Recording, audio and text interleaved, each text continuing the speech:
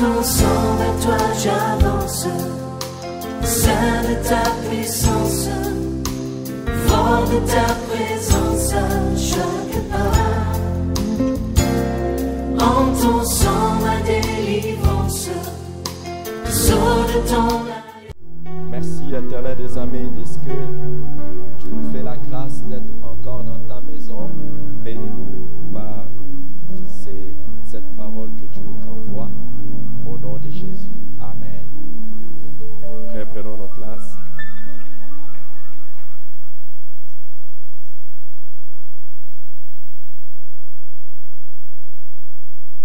Amen.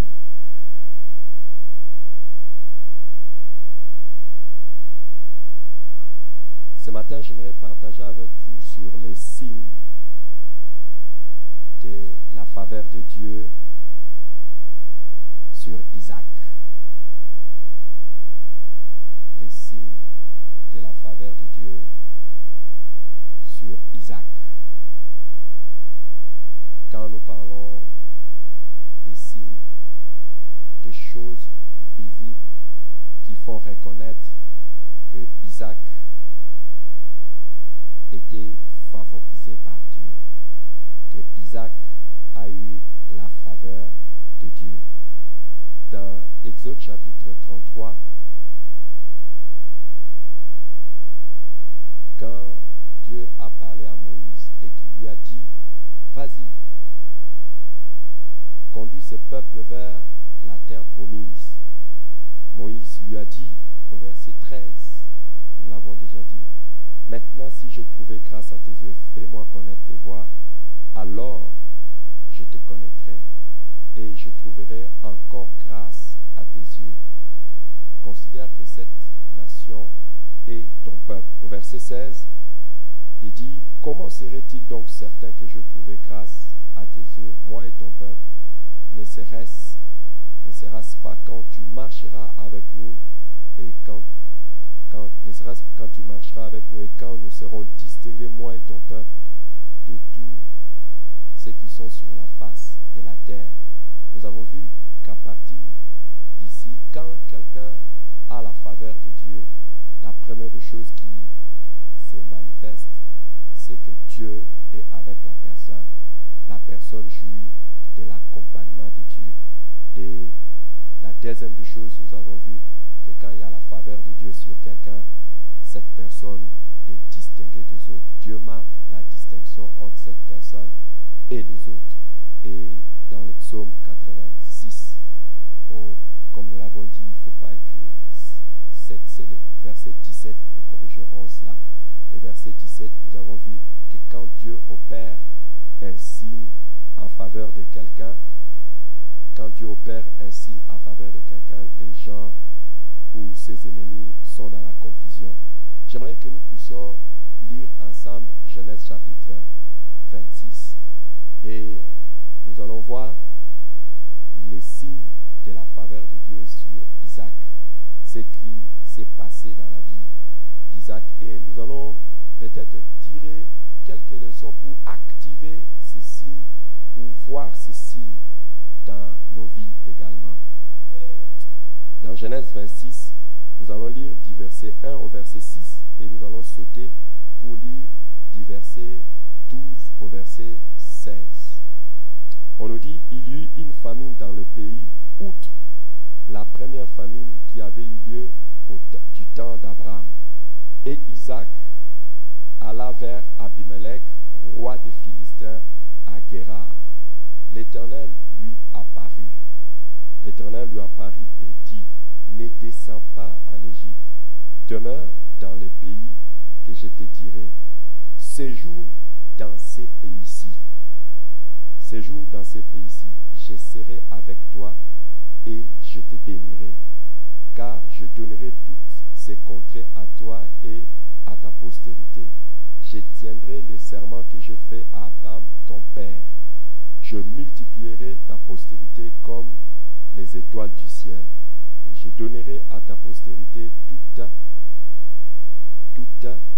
ces contrées. Et toutes les nations de la terre seront bénies en ta postérité. Parce que Abraham a obéi à ma voix et qu'il a observé mes ordres, mes commandements, mes statuts et mes lois. Et Isaac resta à Guérar. Versets 12 à 16. Isaac s'aima dans ces pays et il recueillit cette année les centubles, car l'Éternel le bénit.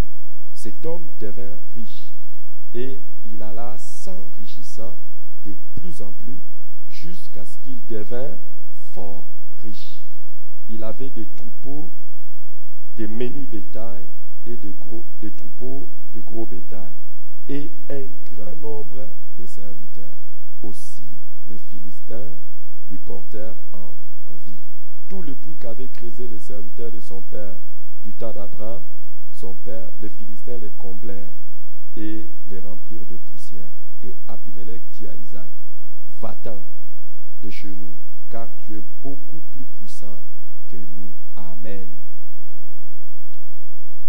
Isaac est parmi les personnes, lorsque vous lisez la Bible, si vous ne faites pas attention, vous risquez de lui porter aussi envie, comme ses ennemis lui portèrent envie. Car Dieu était avec lui et Dieu l'avait favorisé de manière extraordinaire. Et ma prière est que le même Dieu qui a été avec Isaac soit aussi avec chacun de nous aujourd'hui, et que les choses qu'il a fait avec Isaac, qu'il nous accorde la grâce de les avoir aussi. Amen. Quand nous lisons dans le verset 12, on nous dit, là nous sommes en train de voir qu'est-ce qui s'est passé. On nous dit que Isaac s'aima dans les pays et il recueillit au centuple. Il s'aima dans les pays, il recueillit au centuple. Mais avant cela, allons dans les versets qui précédèrent. Il dit au verset 4, je multiplierai ta postérité comme les étoiles du ciel et je donnerai à ta postérité toutes ces contrées. D'abord, pourquoi? Parce que il lui dit dans les versets 3 que je serai avec toi et je te bénirai. Donc, la première des choses que nous allons voir, Isaac était avec Dieu. Et Isaac étant avec Dieu, Dieu l'a béni. Et non seulement Dieu l'a béni, Dieu lui a donné, premièrement, Dieu lui a donné une postérité. Dieu lui a donné une postérité et il dit, je multiplierai ta postérité. C'est quelque chose d'extraordinaire. Alors, Dieu était avec lui, Dieu l'a distingué et Dieu a donné la confusion à ses ennemis. Les trois signes sont distincts chez Isaac. Dieu était avec lui, Dieu l'a distingué des autres et Dieu a amené la confusion dans ses ennemis. Ça sera aussi comme ça pour quelqu'un qui m'écoute et qui croit ça. Alors, j'aimerais que nous puissions commencer à voir les signes qui montrent la faveur de Dieu. D'abord, le premier signe, Dieu lui a dit, tu auras une grande postérité qui va posséder toutes ces contrées. Vous savez, il y a une chose que j'aimerais dire à une personne ici. Quand Dieu est avec toi, ça ne veut pas dire que tu ne passeras pas par les épreuves. D'abord, vous devez savoir que beaucoup de gens ne savent pas beaucoup. Ils ne savent pas que quand Isaac s'est marié, il a dû attendre 20 ans pour avoir un enfant. Il a dû attendre 20 ans. Pourquoi? Parce que sa femme était stérile. Il a attendu 20 ans. Sa femme était stérile. Et la Bible dit qu'Isaac implora l'Éternel au sujet de sa femme.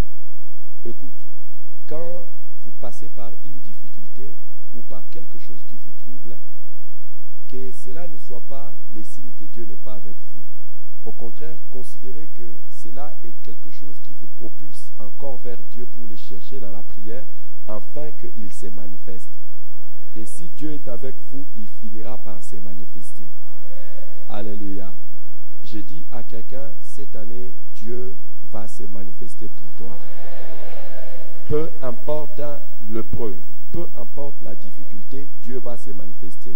Tu auras ce qui te manque. Donne les meilleurs amen qui représentent ta vie. Amen. Donc c'est ça la première des choses que nous voyons. Dieu lui a donné les enfants, la postérité. Et nous voyons la deuxième chose comme nous avons... Il ne lui a pas seulement donné des enfants, mais des enfants bénis. Dieu l'a béni. Et la deuxième des choses que nous voyons, c'est que Isaac, quand il a sémé, la Bible dit, il a récolté au centuple. Donc nous voyons que Dieu lui a donné tout en abondance. Dieu lui a donné tout en abondance. Il a sémé et il a récolté au centuple. En fait, ça veut dire que Dieu a donné à Isaac un résultat surnaturel sur son travail. Donc, alors, encore une fois, je vais vous montrer que Isaac a sémé pendant qu'il y avait quoi? La famine. Et quand il y a la famine, ça veut dire qu'il y a sécheresse. Donc, les conditions étaient dures. Se retrouver dans des conditions dures ne veut pas dire que tu ne réussiras pas. Se retrouver dans des conditions dures ne veut pas dire que tu ne t'en sortiras pas. C'est pour ça que je voudrais vous dire, si vous êtes avec Dieu, ne pensez pas que les temps durs ne seront pas là.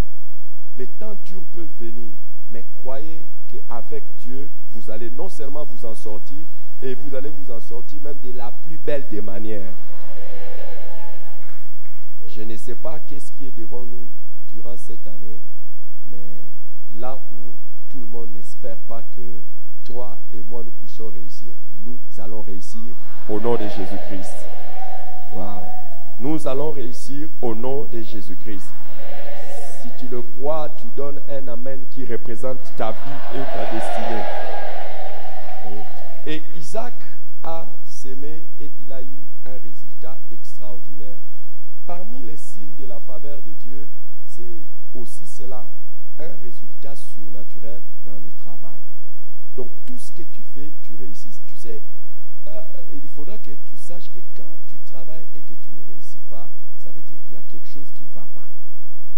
Ou quand tu travailles et qu'il y a toujours des difficultés, il y a quelque chose qui ne va pas. Ça veut dire qu'il y a quelque chose qui te manque. Ou même quand tu travailles et que tu as un résultat normal. Le résultat normal veut simplement dire qu'il y a quelque chose qui ne va pas. Mais quand il y a la faveur, le résultat ne sera plus normal. Le résultat sera extraordinaire, surnaturel. Est-ce que je parle à quelqu'un? Donc, si tu comptes que cette année soit l'année pour toi des signes de la faveur de Dieu, n'attends pas les résultats ordinaires. Attends-toi à des résultats extraordinaires, surnaturels. Alléluia. Et quelqu'un va vivre ça. Je disais que quelqu'un va vivre ça au nom de Jésus-Christ. Quelqu'un va vivre ça au nom de Jésus-Christ. Donc, au fait, il y a la faveur de Dieu sur Isaac s'est fait voir par le fait que tout ce qu'il touche a un grand résultat. Et la faveur de Dieu sur Isaac s'est fait voir par la multiplication.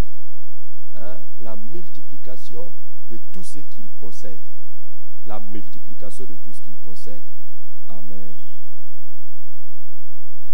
Et quand on dit la multiplication de tout ce qu'il possède, regardez sa richesse allant s'augmentant.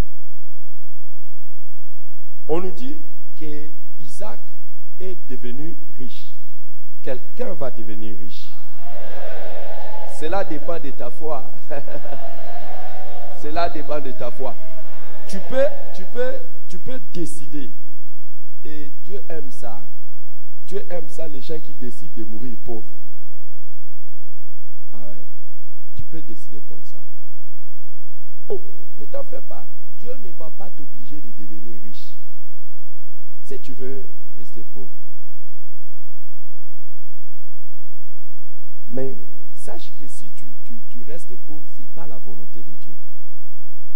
Parce que la volonté de Dieu, il nous l'a dit, que Jésus-Christ est venu afin que les brebis aient la vie et qu'ils soient dans l'abondance. Jean chapitre 10, verset 10.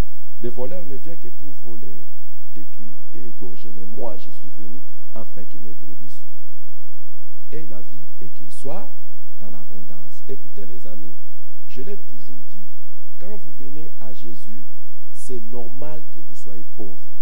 Mais si vous restez en Jésus et que vous restez pauvre, il y a quelque chose qui ne va pas.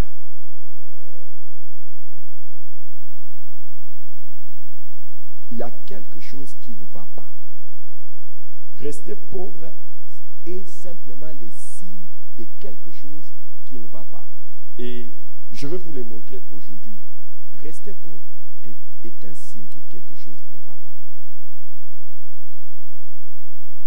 Vous êtes avec nous ici dans cette église et vous êtes avec moi dans cette église. Vous pouvez voir par la grâce de Dieu les difficultés que moi personnellement, votre pasteur, je pouvais avoir au début. Et j'étais content, j'étais bien, normal. J'avais vraiment des grandes difficultés. Je parle sur le plan matériel et financier.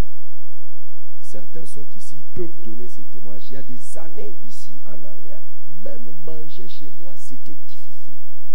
Manger, je parle de manger. C'était difficile. C'était difficile. Mais aujourd'hui, par la grâce de Dieu, je mange. Et si je ne mange pas, je ne veux pas manger. Hein? Hein? Vrai ou faux? Par la grâce de Dieu, je mange. Par la grâce de Dieu et que ces personnes soient bénies. Par la grâce de Dieu, je peux rester comme ça chez moi à la maison. Quelqu'un vient te donner riz, chikwang, oignon, quoi encore? Poisson, poulet, quoi encore? Vin, quoi encore? Huile, quoi encore? Sucre, comme ça. Par la grâce de Dieu, ça arrivait. Et par la grâce de Dieu, vous pouvez voir toutes ces choses qu'on vient me donner comme ça entre par ici, ça sort par là. Parce que je ne peux même pas manger tout ça. Nous ne sommes qu'à deux, ma femme et moi, à la maison. Et je vous le dirai, commets l'erreur de ne pas donner en disant qu'ils sont à deux. Et tu verras comment tu vas rester pauvre. Je vous le dirai aujourd'hui. C'est à moi de vous enseigner, pas quelqu'un d'autre. D'abord, moi de vous enseigner. Ah, moi, je vous dis, vous le savez, c'est difficile. C'est difficile. Et je l'ai dit aux gens, donc ne pensez pas que même si vous me voyez dans un véhicule à peu près, que c'est parce que non, si je rassemble seulement toutes mes offrandes de l'année passée, je peux acheter un véhicule. Bien. Je comprends. Et moi, je comprends que quelqu'un, je le comprends facilement. Et je compatis quand quelqu'un est pauvre. Parce que moi-même, je suis un ex-pauvre.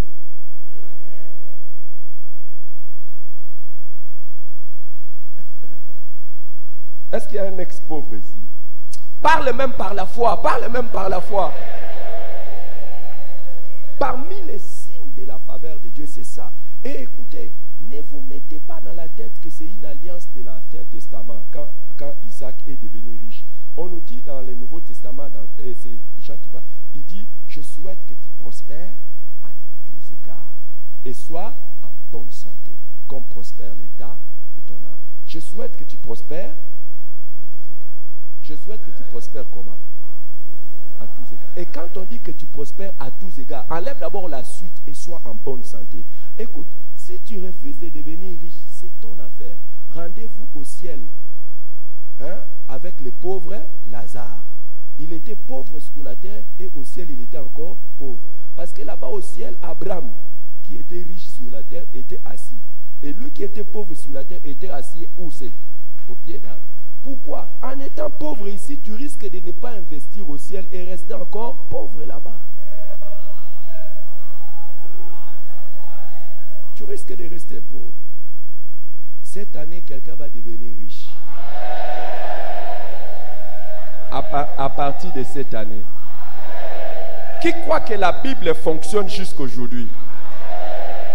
Qui croit que la Bible fonctionne? Et tu regardes ton voisin, tu lui dis, Isaac est devenu riche. Et la Bible dit, prospère à tous égards. Comme prospère quoi? Nous allons revenir sur ça. Tu ne peux pas prospérer si ton âme, l'état de ton âme ne prospère pas. Alors, toi qui es en train, tu es chrétien depuis des années et que tu ne deviens pas riche, il y a quelque chose qui ne va pas. Aujourd'hui, je vais vous montrer les secrets d'Isaac. Je vais vous montrer les secrets d'Isaac qui ont fait cela. Et regardez, quand on dit il est devenu riche, assieds-toi, parce que ce qui vient après concerne Isaac et moi. Cet homme devint riche et il s'alla s'enrichissant de plus en plus, jusqu'à ce qu'il devint fort riche. C'était Isaac et moi, et quelqu'un ici. Ça, c'est le signe de la faveur de Dieu. Au milieu des autres, qui sont dans quel moment? Moment de quoi? De famine, de sécheresse. Toi, tu deviens riche. Et tu vas t'enrichissant comment? De plus en plus. Et puis, tu deviens fort riche. Quelqu'un, avant de quitter cette terre, deviendra fort riche.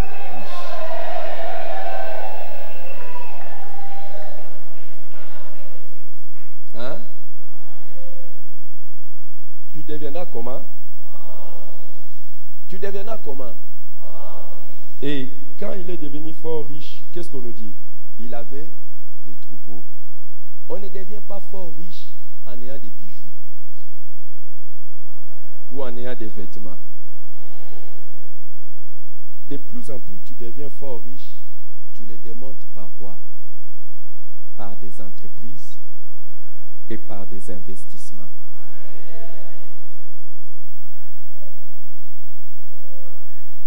Si vous voyez quelqu'un qui veut vous montrer sa richesse par les habits, par les chaussures et par tout ça, c'est quelqu'un qui ne connaît pas. Regardez les vrais riches, vous n'allez pas les voir par les habits. Comptez les tops des riches de ce monde.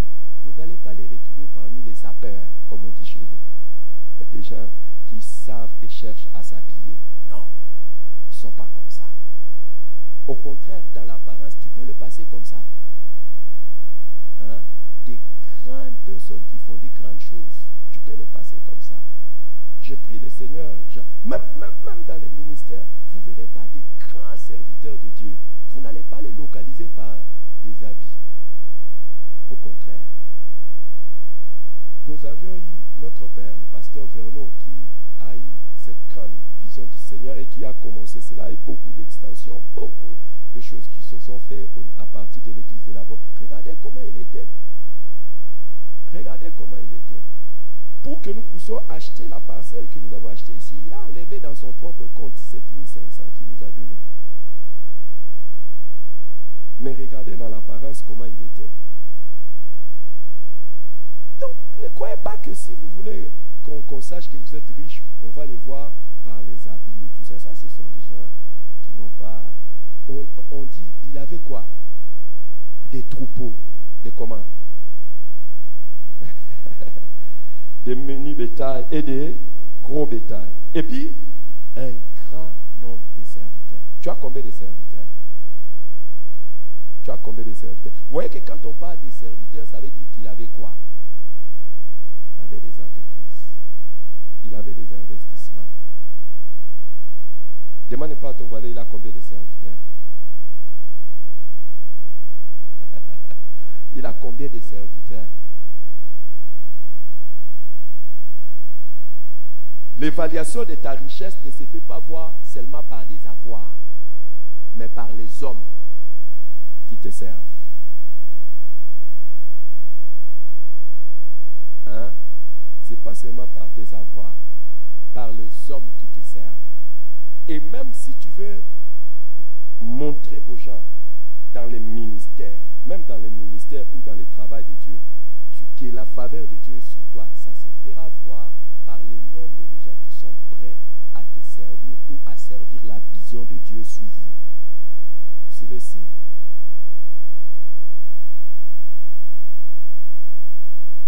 Tu ne peux pas dire que tu es béni alors que tu n'as pas beaucoup de gens qui te servent.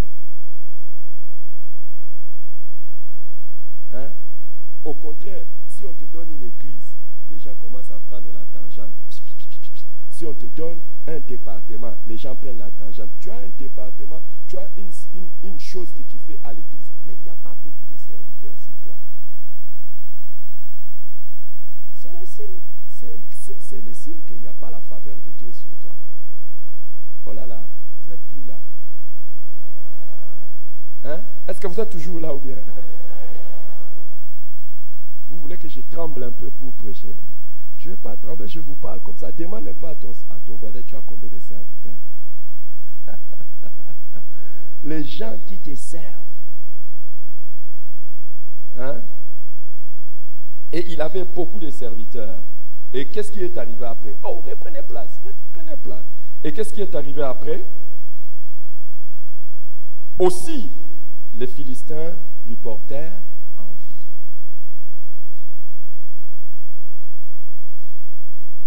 Vous savez, jusqu'à ce que, je ne sais pas, avant que je fasse ma déclaration, je vais vous poser la question. Qui a déjà vu un pauvre être envié? Hein?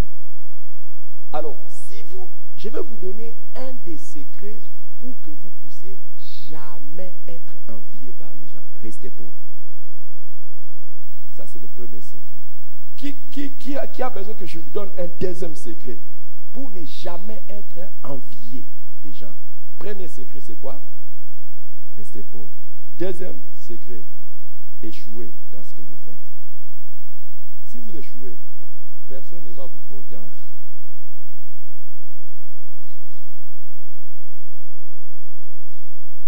Vous avez déjà vu quelqu'un qui a échoué et puis les gens lui portent envie?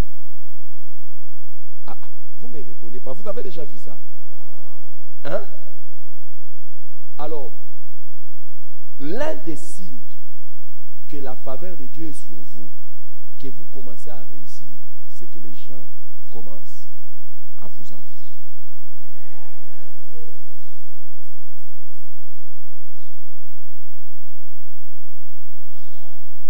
Demande un peu à ton voisin ou à ta voisine, est-ce qu'on t'envie ou bien?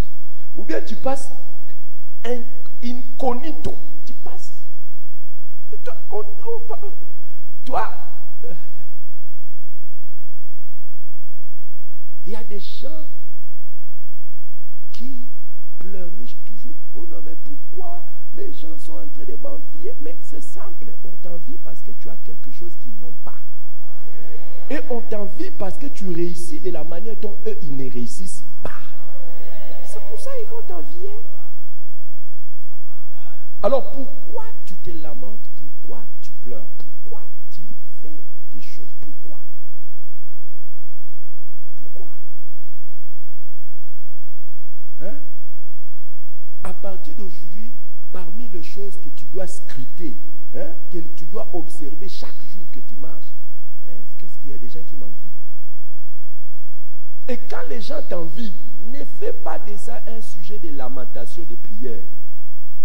Oh Seigneur, dans ma vie, et comment les gens m'envient? C'est simple, c'est naturel, tu réussis. Quand tu vois les gens t'envier, lève tes mains, loue le Seigneur. C'est le signe que la faveur de Dieu est sur toi.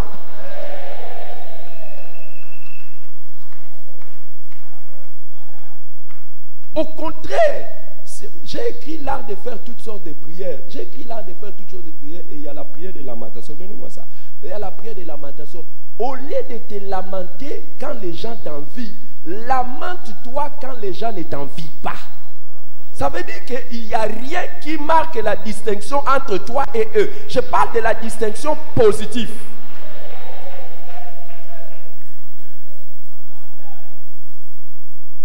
Dès que tu vois les gens commencer à t'envier, tu places tes genoux par terre. Ça, c'est le signe que je suis favorisé. Je vous ai dit, la faveur, c'est la bienveillance qu'on montre à une personne en préférence aux autres. Ça veut dire qu'il y a des gens qui commencent à noter que Dieu fait des choses différemment pour toi que par rapport à eux. C'est pour ça qu'ils commencent à t'envier. Hein? Qui va se lamenter maintenant à partir d'aujourd'hui parce que les gens ne l'envient pas? Il faut te lamenter. Si tu... Oh, je ne parle pas de ça. Et je vais te donner un deuxième avantage d'être envié. Qui veut savoir le deuxième avantage? Le premier avantage d'être envié, c'est quoi?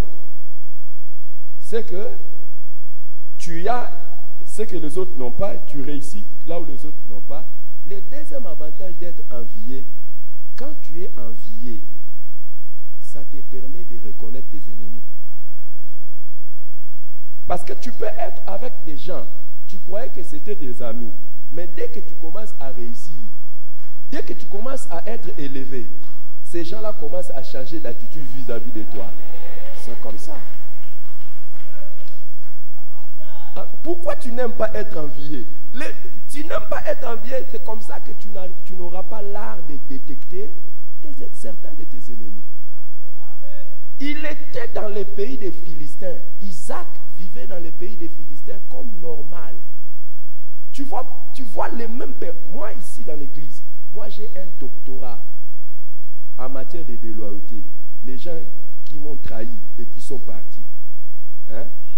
C'est presque à tout moment. Hein? C'est presque à tout moment.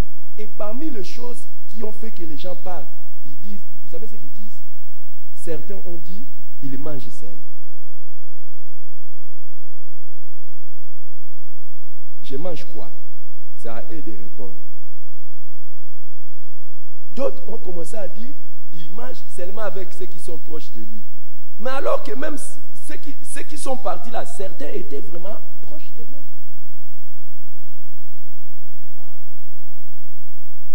Et il y a des gens, il faut qu'ils partent pour que tu saches que vraiment, même quand vous étiez ensemble, c'est seulement Dieu qui t'a gardé. Isaac était au milieu des Philistins, mais il vivait bien avec les Philistins. C'est lorsqu'il commence à devenir riche, de plus en plus riche et fort riche, qu'il se rend compte que les gens avec qui je vivais portent envie. Il y a des gens, reste pauvre, tu ne sauras pas que ce sont tes ennemis. N'avance pas au travail. Il y a des gens, le jour, et puis cette année, il y a quelqu'un qui va voir ça. On va te lever dans ton travail et tu vas te rendre compte,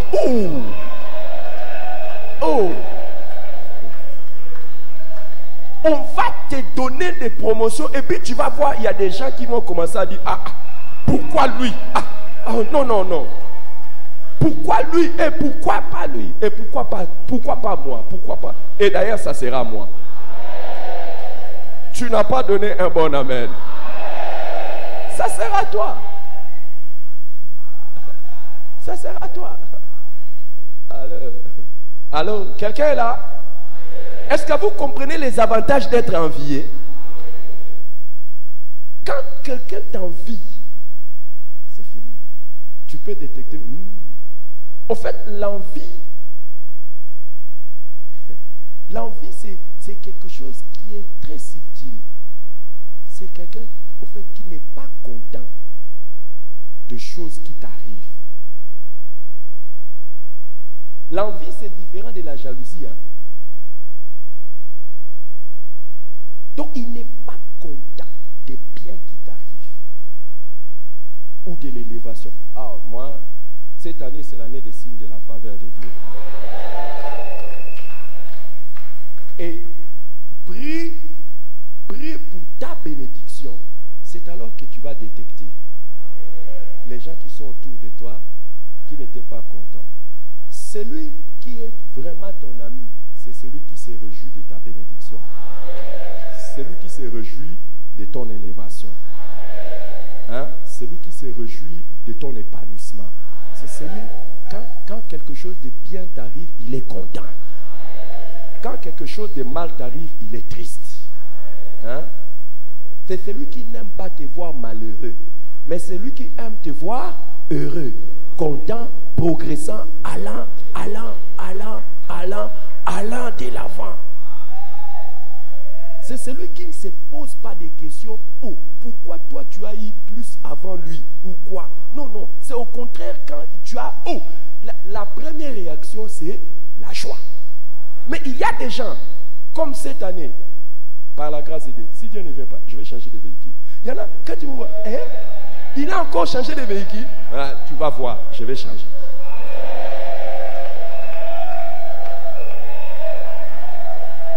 Tu vois, même ton amen est un peu hésitant. Oh, pourquoi?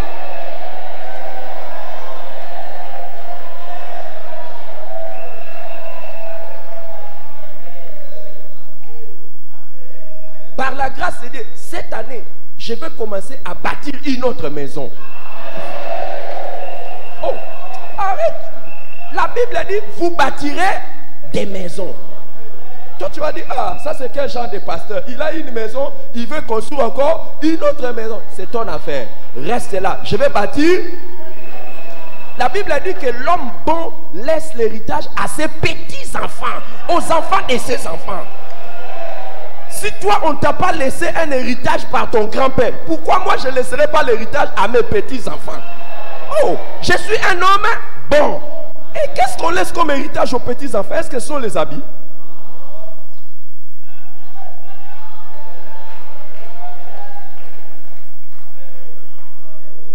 Ben, les signes que tu as été un riche et un riche bon ne se fait pas voir pendant que tu es vivant. Ça se fera voir après tes enfants. On a eu des présidents de ces pays. Aujourd'hui, on ne connaît même pas leurs petits-fils. Ils n'étaient pas des bons riches. Ils n'étaient pas des bons riches. Toi, tu as tu es un riche. Avant même que tu ne meurs, les enfants commencent à chercher les livrets parcellaires. Moi, je connais, je suis pasteur. Hein. Je connais des familles qui sont venues me voir parce qu'un mois après, ils veulent déjà s'arranger. Madame, tout est gâteau de bataille. Cette maison risque de nous emmener des problèmes.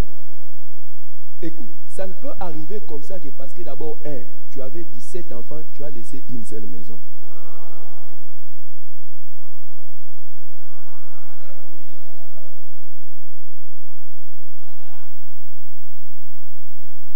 Je laisse ça. Qui veut détecter les gens qui l'envient? Commence à observer chaque fois que tu es béni. Et regarde la joie de ceux qui sont autour de toi. Ceux qui sont autour de toi devaient se réjouir automatiquement. Et faire ce que la Bible dit, se réjouir avec ceux qui se réjouissent.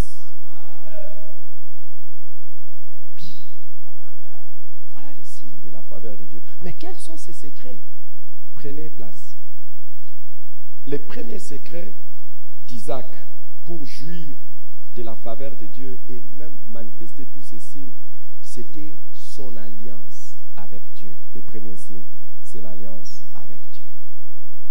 Au fait, toutes ces choses sont arrivées parce que Dieu lui a dit, je serai avec toi comme j'ai été avec Abraham.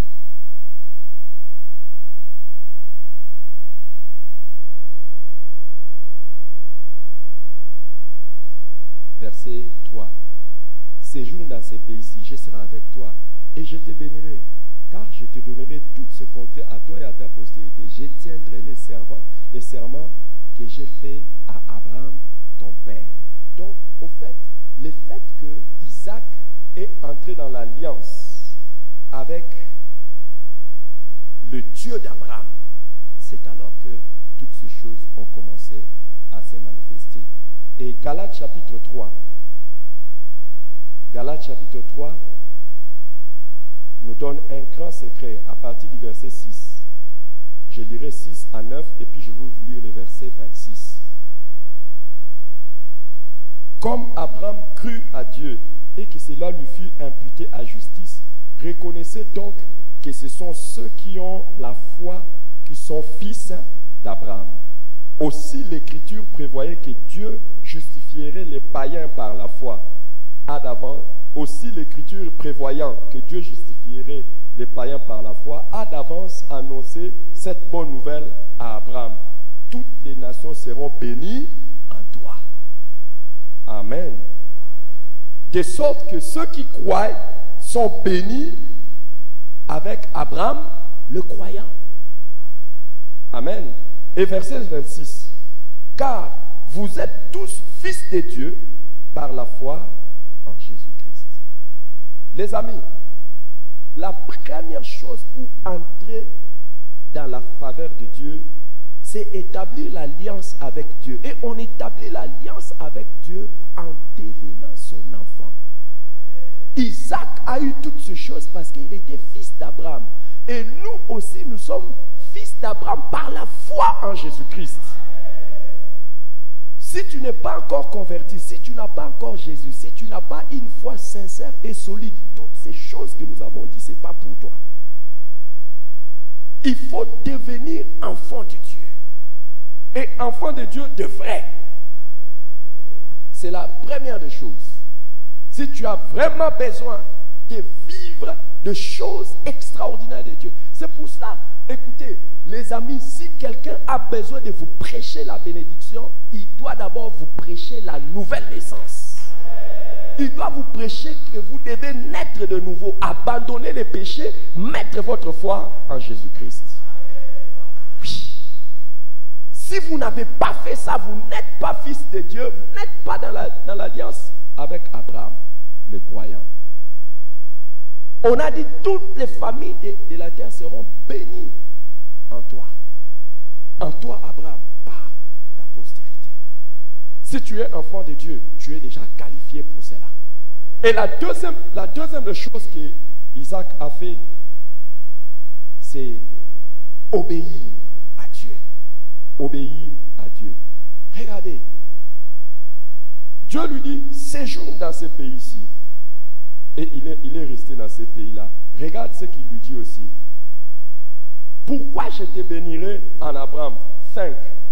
Parce que Abraham a obéi à ma voix et qu'il a observé mes ordres, mes commandements, mes statuts et mes lois. Il n'y a pas la bénédiction de Dieu dans la désobéissance. Il n'y en a pas. Aucune personne ne peut vous prétendre qu'il peut être béni ou il est béni en vivant dans le péché.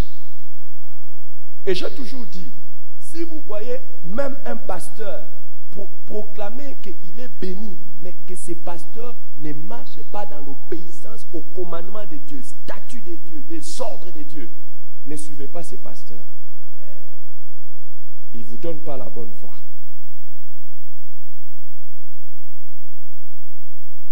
Et le bon pasteur que vous devez suivre, la Bible a dit, le bon pasteur est celui qui conduit les brebis dehors. Ça veut dire quoi? Les brebis ne savent pas là où partir. Un bon pasteur est celui qui donne l'exemple aux brebis. Je sors, vous me suivez. Et c'est à travers votre pasteur que vous devez avoir les modèles de tout. Les modèles non pas seulement dans la vie de l'église, mais dans la vie de tous les jours. C'est pour ça que vous allez voir que les bons bergers, ils enseignent sur tous les domaines de la vie. Et ils cherchent à être modèles dans tous les domaines de la vie. Oui. Pourquoi? Tu ne peux pas espérer être béni si tu ne marches pas dans l'obéissance. Tu n'observes pas les commandements de Dieu.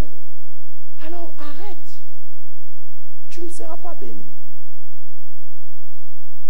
Tu ne seras pas béni. Ce qui va t'arriver, ce sont des choses que toi-même tu es en train de fabriquer, mais pas des choses que Dieu te donne. Il n'y a pas de bénédiction dans la désobéissance. Vous connaissez Deutéronome 28. Vous obéirez à tous ces commandements et c'est ainsi que je vous bénirai. Si vous n'obéissez pas, voici les malédictions qui viennent. J'ai toujours dit l'une des grandes malédictions. Qui veut que je lui dise une des grandes malédictions? Qui veut que je lui dise? L'une des grandes malédictions de la vie, c'est d'être bien pendant qu'on vit dans les péchés.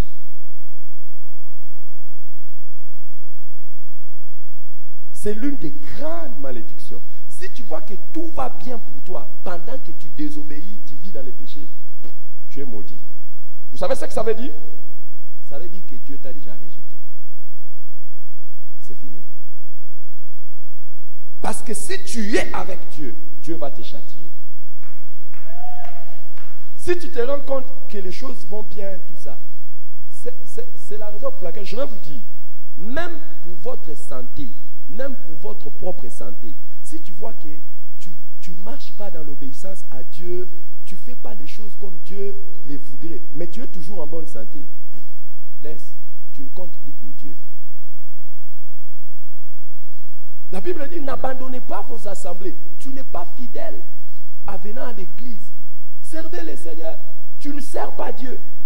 Faites ceci pour Dieu. Allez, faites de toutes les nations les disciples. Tu n'évangélises pas. Et puis tu vois que tu es en bonne santé. Les choses vont bien pour toi. Sache que tu n'es plus un bien-aimé de Dieu. Oui. Oui. La Bible dit, Dieu châtie les enfants qu'il aime. S'il ne te châtie plus, c'est que tu n'es plus son bien-aimé. Un vrai enfant de Dieu, il pêche seulement un peu, les choses se compliquent. Les choses se compliquent. Hein? Là, il n'y a pas eu beaucoup d'amen. Un vrai enfant de Dieu ne peut pas garder quelque chose de mauvais dans son téléphone, dans son ordinateur, dans sa maison pendant longtemps. Mais comment il peut être à l'aise? Jamais. Il ne peut pas signer un contrat illicite et puis il sourit. Jamais. Jamais. Jamais. C'est l'obéissance. On dit, j'ai béni Abraham parce qu'il a obéi à mes commandements, à mes ordres, à mes statuts. Toujours quand je disais, faites ça, Abraham fait. Fais ceci, il fait. Fais ceci, il fait. C'est pour ça que je l'ai béni. Il y a des gens, répéter la même chose, les mêmes commandements, il ne fera pas. Mais il attend, signe de faveur. Hey, hey, hey. Jamais. Dieu dit à Isaac, reste ici, il reste. Reste, il reste. Dans ces pays. Reste, il reste. Il y a des gens, moi je dis, ils sont privés de la grâce. Quand tu ne sers pas, tu veux quoi? Tout ce que Dieu te donne comme ordre. Moi, quand je vous donne mon témoignage, comment Dieu m'a fait partie de rien, du néant, de tout, et il est en train de me bénir. Regardez la manière dont je sers Dieu et les efforts que je fournis pour obéir et marcher dans ses voies. Regardez. Et il y a un temps. Toi qui es obéissant, toi qui fais tout, il y a un temps. Tu verras. Dieu va montrer ça. Vous ne pouvez pas espérer que Dieu vous dise, il vous dit, servez-moi. Vous êtes lourd, lourd. Obéir au commandement de servir, lourd. Obéir au commandement d'évangéliser, lourd. Évangélise, lourd. Sers le Seigneur, lourd. Une lourdeur maladive. Même les gens qui ont 200 kilos n'ont pas cette lourdeur. Il y a des gens, il y en a qui sont même ici, ils sont des ex-ouvriers.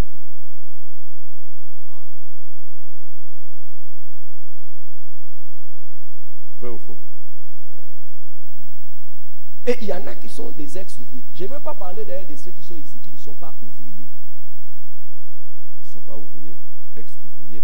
Il y en a qui sont ici. Toute l'année passée, aucune âme gagnée à Jésus. Aucune âme. Aucune. Que toi, tu as dit, cette personne est venue à Jésus grâce à moi. Cette personne est venue à Jésus grâce à moi. Les commandements d'aller les faire de toutes les nations, les disciples, ce n'est pas les commandements donnés aux évangélistes. Hein. C'est les commandements donnés à tout le monde. Et quand on dit allez faire de toutes les nations, les disciples, est-ce que les évangélistes viendront chez toi dans ton bureau pour évangéliser ton collègue de service? Même ton collègue de service là, Si les évangélistes vont faire les porte-à-porte, il ne sera jamais à la maison, il est tout le temps avec toi au travail. Quand est-ce qu'il aura l'évangile? Et qui pourra lui annoncer l'évangile? Toi. Et si tu ne le fais pas. Il y a des gens, les gens qui font les porte-à-porte ne les trouveront jamais. Qui peut aller toquer dans la maison d'un général comme ça, où il y a déjà, si c'est 14 gardes, mais ce général-là, qui va l'évangéliser? Ce n'est que toi, un général, qui a accès à lui.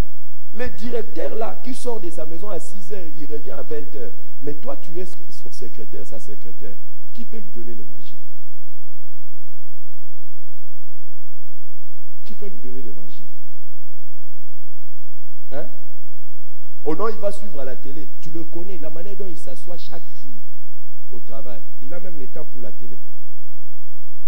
Et tu vois, à la Tana, quand tu viens un dimanche, d'ailleurs c'est le dimanche où tu es normal et sérieux. Après le dimanche, c'est fini.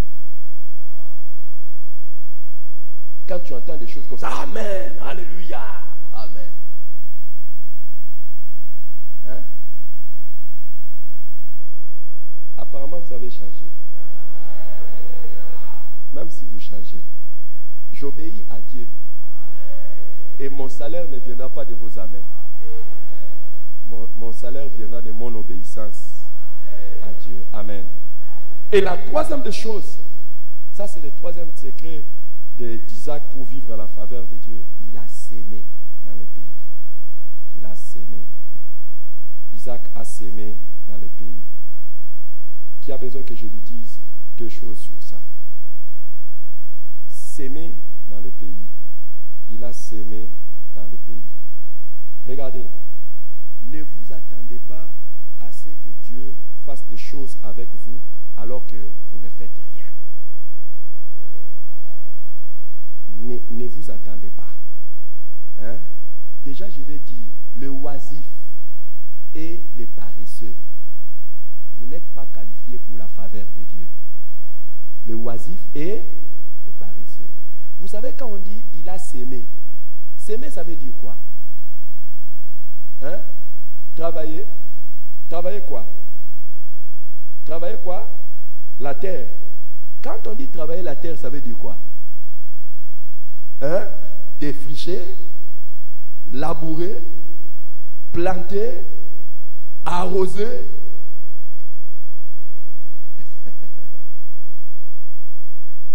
Il y a des gens qui veulent la réussite facile, sans travail. Je vais vous dire, même dans les ministères, un pasteur paresseux n'aura jamais de succès. Un pasteur paresseux. Si vous voyez un pasteur faire de grandes choses, regardez dans son style de vie, vous verrez que c'est un bosseur.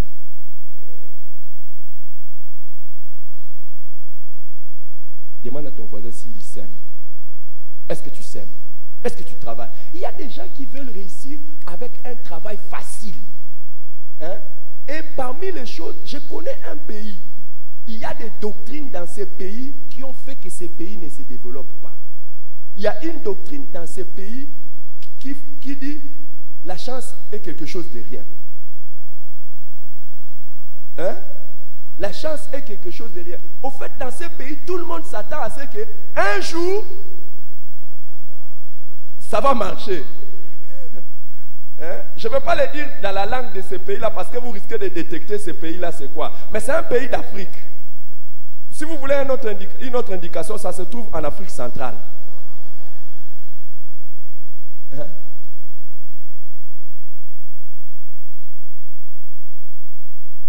Et partout, les gens ne réussissent pas. Pourquoi? Parce que dans ces pays-là, le travail est toujours comparé à tailler une pierre.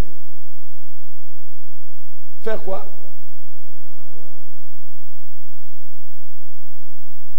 Non, le travail qui rémunère avec Dieu, c'est un dur labeur. Il faut travailler. Dieu a dit, c'est à la sueur de ton front que tu en mangeras les fruits. Tu n'aimes pas l'art de travailler dur, n'aimes pas les grands résultats.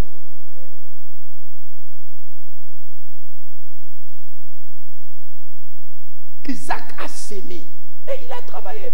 Dans 2 Thessaloniciens chapitre 3, 2 Thessaloniciens chapitre 3 verset 10, on nous dit, lorsque nous étions, Paul dit, lorsque nous étions chez vous, nous vous disions expressement, si quelqu'un ne veut pas travailler, qu'il ne mange pas non plus. Nous apprenons cependant qu'il y en a parmi vous quelques-uns qui vivent dans le désordre, qui ne travaillent pas, mais qui s'occupent de quoi? Des futilités. Nous invitons ces gens-là et nous les exhortons par le Seigneur Jésus-Christ à manger leur propre pain en travaillant paisiblement. Amen. Hey, écoute, ne fais pas des projets de manger sur le travail de quelqu'un d'autre. Il faut que tu te dises, je vais manger quoi? Mon propre pain. Ne sois pas quelqu'un qui détecte qui sont bénis à l'église. Qui sont bénis à l'église pour aller faire... pardon, il y a un mot à lingala matolo. En français, c'est quoi? En français, c'est quoi? Hein? 13. 13, c'est quelle langue? 13, c'est dans quelle langue? Il y a des mots en lingala, vous pouvez croire que ça sonne français, ça sonne même néerlandais ou anglais. 13. Hey! Écoutez, quand un frère est béni, ne dites pas je serai béni avec. Dites qu'est-ce qu'il a fait et qu'est-ce que je peux faire. Moi aussi je dois manger de quoi? Mon propre pain. Tu n'as pas donné un bon amen. Dis à ton voisin, moi aussi je dois manger mon propre pain.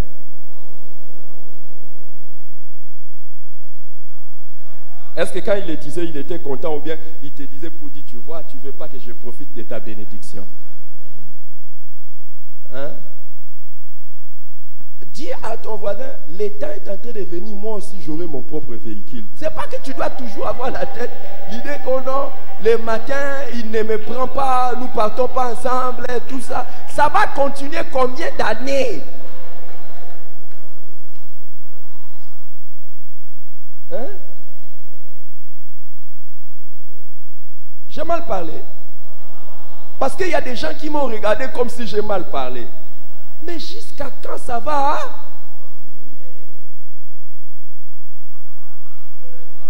Le même Dieu qui a donné le véhicule à l'autre, ne peut-il pas te le donner? Il va te le donner au nom de Jésus. Fruit de ton propre travail.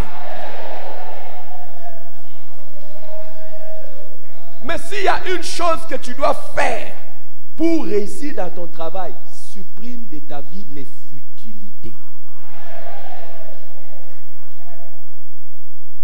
Aucune personne ne peut espérer réussir dans ta vie quand il est dans les futilités. Et parmi les futilités, c'est le fait d'abord, première futilité qui vont faire en sorte que beaucoup de gens vont échouer, c'est le temps qu'ils passent dans les réseaux sociaux.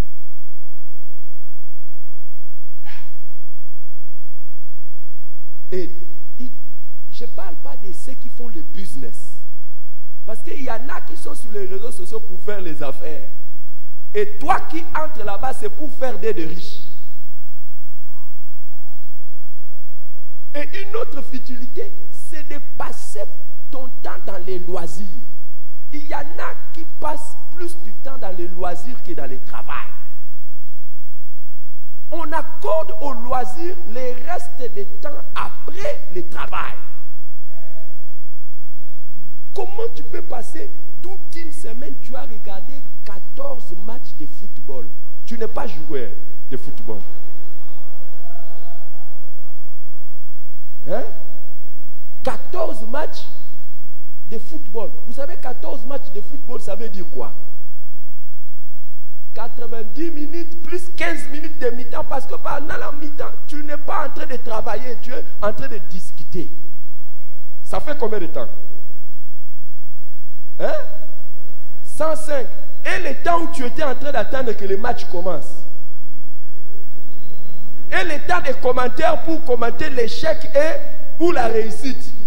Ou les soucis que tu as. Tu as au moins 2 heures par match de football que tu perds. Si tu as regardé tout.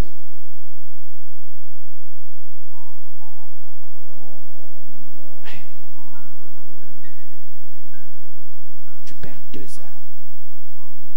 Et quand tu regardes 10 matchs, tu as perdu 20 heures. 20 heures, c'est presque la moitié du travail normal de la semaine.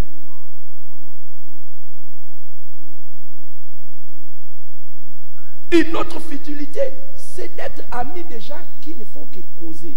Causer, causer, causer. Vous causez, mais vous ne travaillez pas.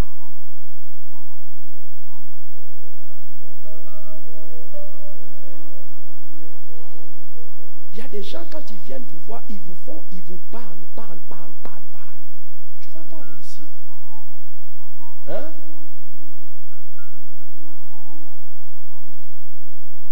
Et il y en a qui ne viennent pas vous voir seulement pour vous parler. Il y en a qui viennent vous voir à partir de votre téléphone, chatter avec vous.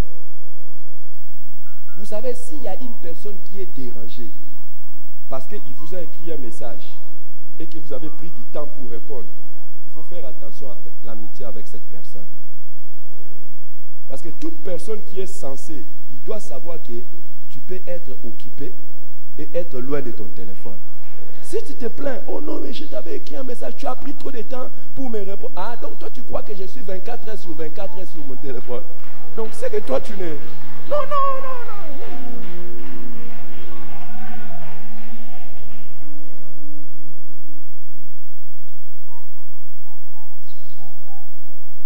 Ah non, mais j'avais écrit au pasteur, il n'a pas répondu. Vous savez combien de messages je reçois? Hein? Et si je dois seulement me mettre à répondre correctement à tous les messages, c'est fini. Je n'aurai même pas le temps de prier et tout ça.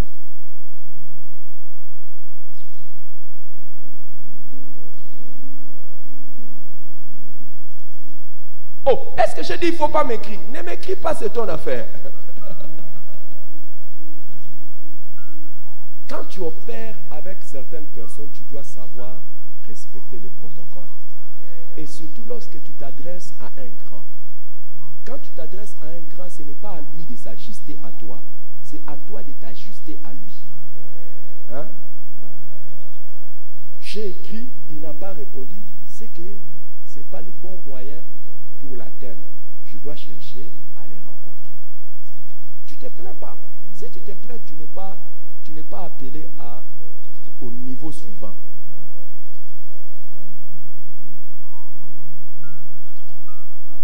Et quand on parle d'Isaac s'aimant, il y a une autre manière de s'aimer, c'est la libéralité. D'ailleurs, dans le Nouveau Testament, quand on parle de la sémence, on lit ça directement à la libéralité. Donnez-moi le livre, la loi des semences et de la moisson. Les amis, quand vous lisez la Bible, ces livres ici, combien ont ça? Levez un peu la main. Combien ont ça? Merci. Et honnêtement, combien on lit ça? Combien on lit? Est-ce que ça vous a béni? Hein? Regardez, vous ne pouvez pas...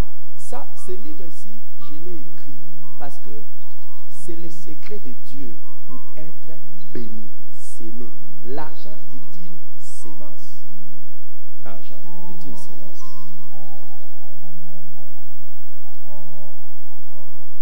J'étais en train de parler avec certains frères la fois passée. Quand je parle par exemple moi, de ma manière dont je donne les offrandes. J'ai dit ceci. Par exemple, aujourd'hui je vais donner mon offrande. Si je vais donner mon offrande, comme les Macédoniens dans 2 Corinthiens 8, on nous dit, ils ont donné selon leurs moyens. Mais ils ont même donné comment? Au-delà de leurs moyens. Ça veut dire que vous êtes des genres de personnes, si vous voyez quelqu'un donner par exemple, moi, c'est pas ça, je ne donnerai pas ça. Au niveau où je suis, si je donne ça, Dieu va vraiment me trouver mauvais. Si je donne 20 dollars de dîmes, d'offrande, non. Un dimanche comme ça, je donne 20 dollars, non. Dieu va dire, tu te moques de moi. avec ce que je t'ai donné. Si je donne 20 $, non, asseyez-vous. Même si je donne, je ne vais pas monter. Sinon, vous saurez. Mais même quand je dis je vais donner, mais je donne ma sémence et par la foi. Quand je dis je donne au-delà de ce que j'ai, donc ça veut dire peut-être que tout ce que Dieu me donne, c'est ce que je donne. Donner au-delà de ses moyens, ça veut dire quoi? Normalement, avec ce que Dieu t'a donné, tu as d'autres dépenses. Mais tu te dis, je mets ces dépenses à côté et je donne. Chaque fois que tu donnes selon tes moyens, il faut te demander quelle foi tu as pour les niveaux supérieurs. Est-ce que tu crois que Dieu va te donner plus? Est-ce que tu crois? Mais si tu crois que Dieu va te donner plus, pourquoi tu ne donnes pas plus?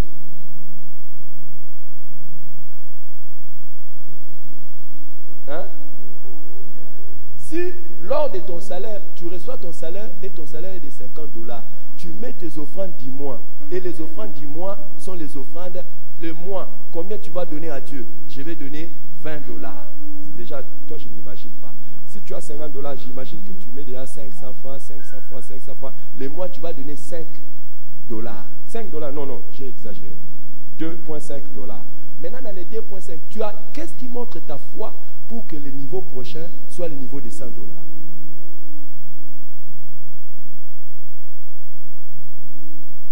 Chaque fois que tu donnes, ton offrande doit représenter ta foi. Et ta foi dans quoi? Ta foi dans ce que je suis en train de donner maintenant, c'est pour que ça m'amène plus.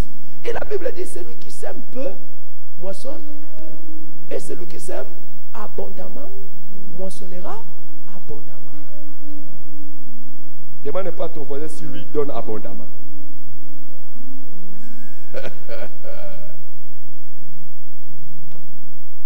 Et je vais dire quelque chose. Galates chapitre 6. Pourquoi beaucoup de gens ne vivent pas la faveur de Dieu? Galates chapitre 6. Verset 6. On y va. Lisez avec moi. C'est dans votre Bible. Lisez avec moi à haute voix. Lisez, vous avez été à l'école, vos parents ont payé de l'argent. Hein? Lisez avec moi, non? On y va, non? À haute voix. Lis à haute voix. Tu as été à l'école, tu es universitaire. On y va. Que celui à qui on enseigne la parole fasse part de tous ses biens à celui qui l'enseigne. Demande à ton voisin, tu es dans quelle position? Celui qui enseigne ou celui qui est enseigné?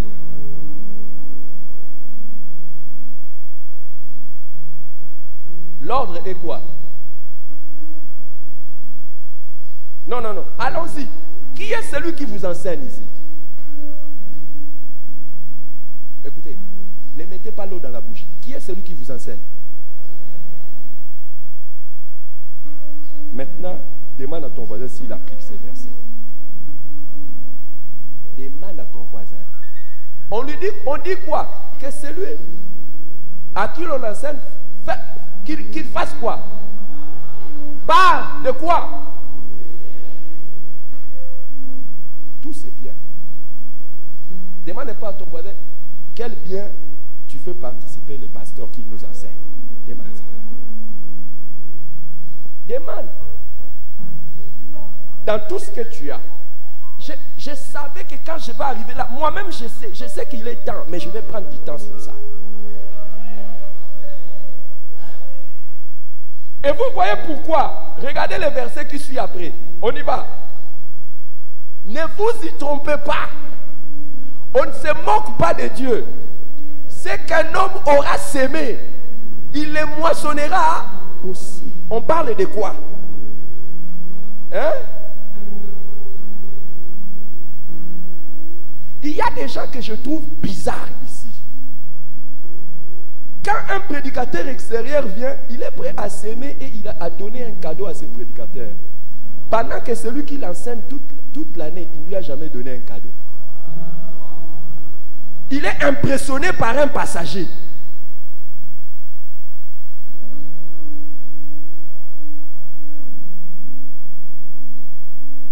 C'est un choc.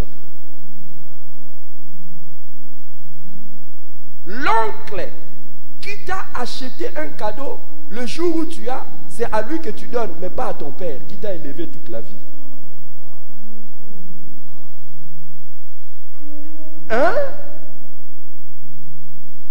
Ne vous... Vous savez les amis, parmi les choses qui font que beaucoup de chrétiens n'expérimenteront pas la faveur de Dieu, des grandes choses, c'est parce qu'ils ne savent pas s'aimer dans la vie de celui qui leur enseigne. C'est ça l'essence de l'enveloppe là, offrande du prophète. Ça, ce n'est pas l'offrande qui entre pour le fonctionnement de l'église, c'est l'offrande qui va directement chez les prophètes, les pasteurs. Et qui est le pasteur? C'est moi. Et la Bible dit, ne vous en faites pas, je ne vais pas attendre qu'un autre pasteur vienne vous enseigner sur moi. C'est moi-même qui vous enseigne sur moi. Et beaucoup de gens ne vont jamais monter et aller loin parce qu'ils ne savent pas faire ça. Quand tu apportes ta dîme au pasteur, au lieu de mettre ça dans les paniers, tu n'as pas fait Galates 6:6. La dîme appartient à Dieu et c'est Dieu qui a dit on donne ça à ses serviteurs. Et c'est ce qui fait que quand les dîmes entrent, nous savons prendre soin des serviteurs de Dieu à l'église. Il n'y a pas que moi qui suis pris en charge. Et la dîme est aussi destinée à prendre en charge certaines personnes démunies. Et c'est ce qui fait que dans les dîmes, il y a une partie qui part vers ceux qui sont dans les problèmes. Et la dîme est aussi destinée à organiser les services spirituels.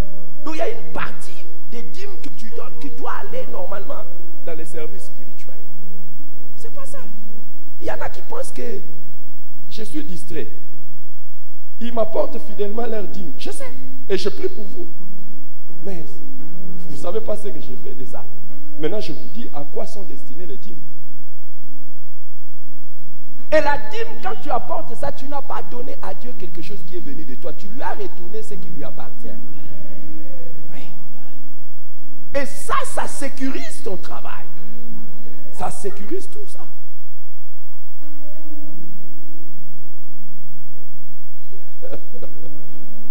N'attendez, vous savez, un bon père est celui qui enseigne les bonnes choses à ses enfants. Je n'attends pas que quelqu'un d'autre vienne vous enseigner ça. Demande pas à ton voisin. Est-ce que tu fais quelque chose pour le pasteur? Hein? Demande, non? Il a dit quoi? Il y en a qui honnêtement doivent dire quoi? Non. Et il y en a quand ils donnent leur dîme, j'ai pris pour eux, ils disent j'ai fait quelque chose pour le pasteur. Oui, en donnant à Dieu, Dieu va me retourner. Je savais que quand je vais arriver là, ce sera un silence. Mais moi-même, je savais. Mais ça fait partie des secrets. Et ce que je vous dis, moi-même, je le fais. Il y a des gens dans la vie de qui je sème. Et je n'ai même pas seulement une seule personne. Toutes les personnes